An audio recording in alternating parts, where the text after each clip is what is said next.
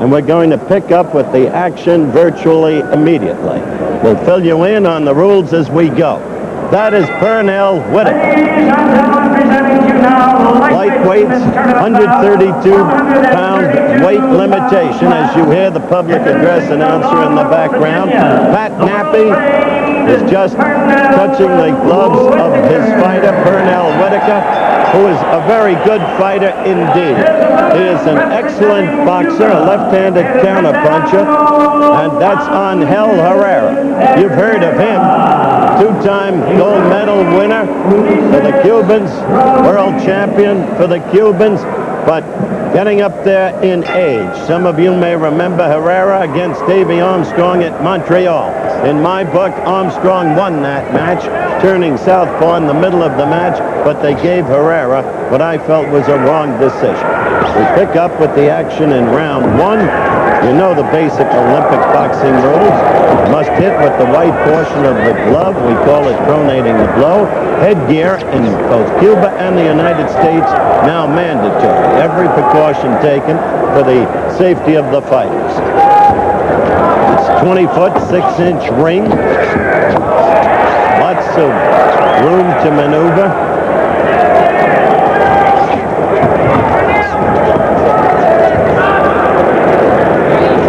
Whitaker, as I noted, a southpaw.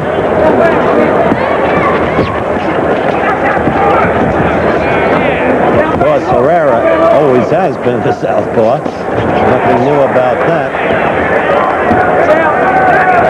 Whitaker is not an exciting fighter. He makes for a dull fighter, but he's an effective fighter. 3 times in a row after losing to Herrera, Whitaker has defeated him. Feels he's got Herrera's number, and certainly age is catching up with Herrera.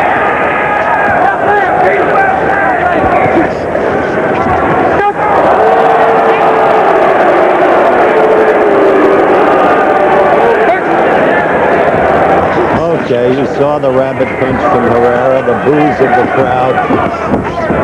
The crowd, of course, utterly partisan, so don't pay a lot of attention to them. Whitaker is 20 years old. This is a young American team, very close to the team that will be representing us in the Olympics, but of course a team today without maybe the greatest fighter of all, and that's a young man named Breland, whom you've read and heard so much about. He's after his 5th Golden Gloves gold medal, which is why he's not appearing here today. But Whitaker, an excellent contender for Olympic gold at Los Angeles some 5 months hence.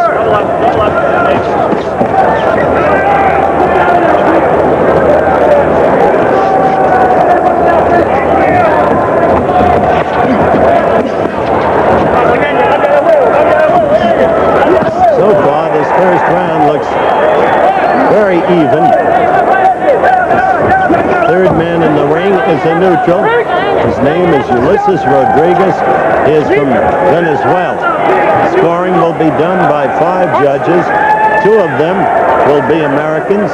2 of them will be Cubans. And there'll be 1 neutral. And that's a gentleman named Willie Goldsmith from Guatemala. All right, round 2 in this, the lightweight classification, as we come to you live from the Lawler Event Center at the University of Nevada in Reno. And right there, called a knockdown. They're giving him a knockdown. Whitaker going down. That quick blow from Herrera. Now, in Olympic scoring, as you must know, a knockdown has no more validity in terms of point scoring than a good clean blow.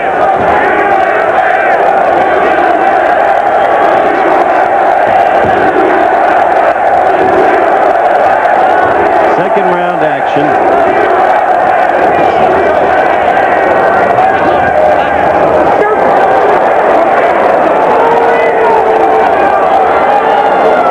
Rodriguez, referee, cautioning Whitaker about use of the head.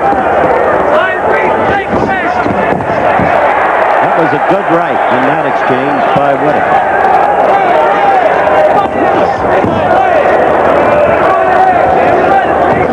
Whitaker's task use that ring.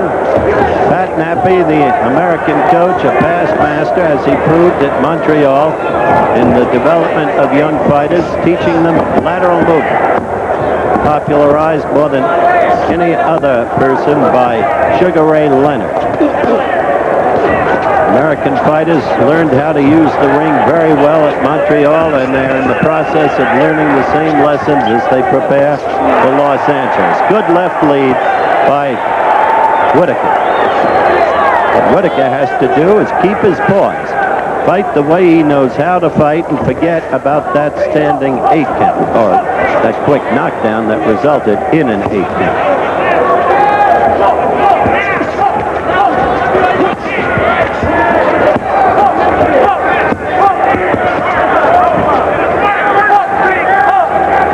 Herrera, ring-wise, knows how to use the body, the upper body when in close.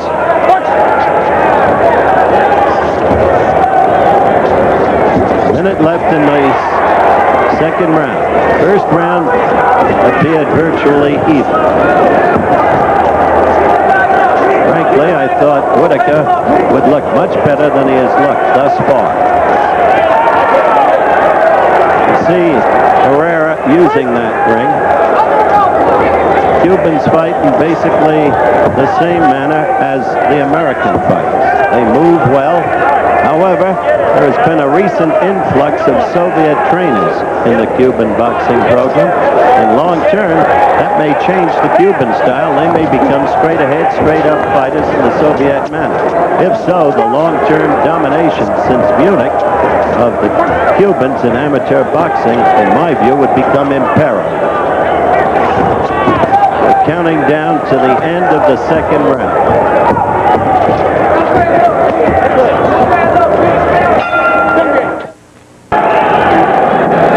Quickly, the replay, that right, the flash knockdown scored by Herrera over Pernell Whitaker in the second round.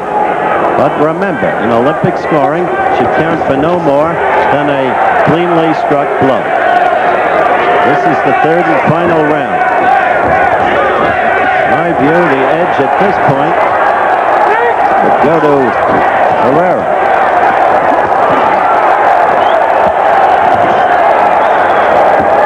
Whitaker beat Herrera to the punch then. That's what he's got to do more of in this, the decisive round.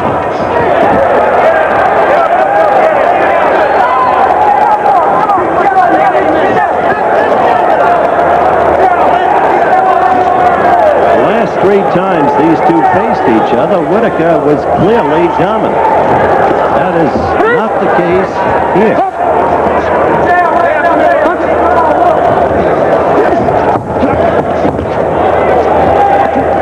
I told you that Whitaker is a southpaw counterpuncher, as he just showed you. And he does not make for an exciting fight, but he has always made for effective results.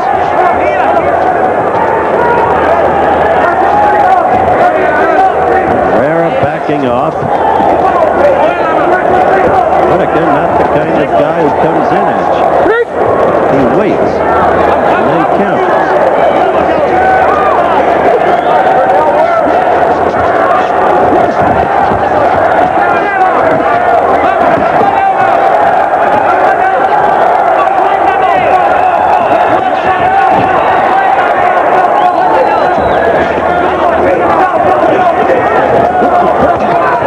This bout, we have had non-stop action in most of the fights, with a tremendous upset victory scored over the very great Adolfo Horta of Cuba by a youngster, Meldrick Taylor, who amazed everybody with the display he put on.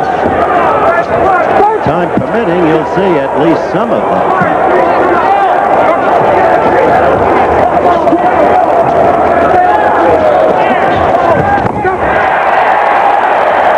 Grown very sloppy, as you can see.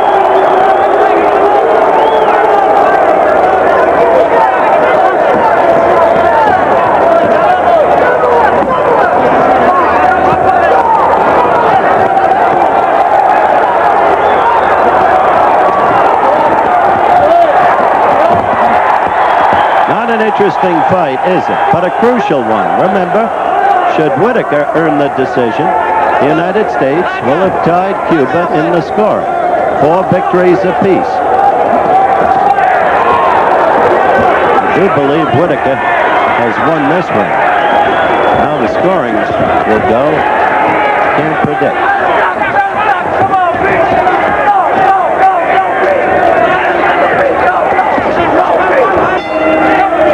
So that's the end of the bout, and we'll await the scoring. We'll be back in a moment with the decision. Muy bien, Angelillo. We're back live at ringside, Reno, Nevada, the Lawler Event Center, awaiting the decision in the lightweight bout between Pernell Whitaker of the United States and Ángel Herrera of Cuba. Here we go.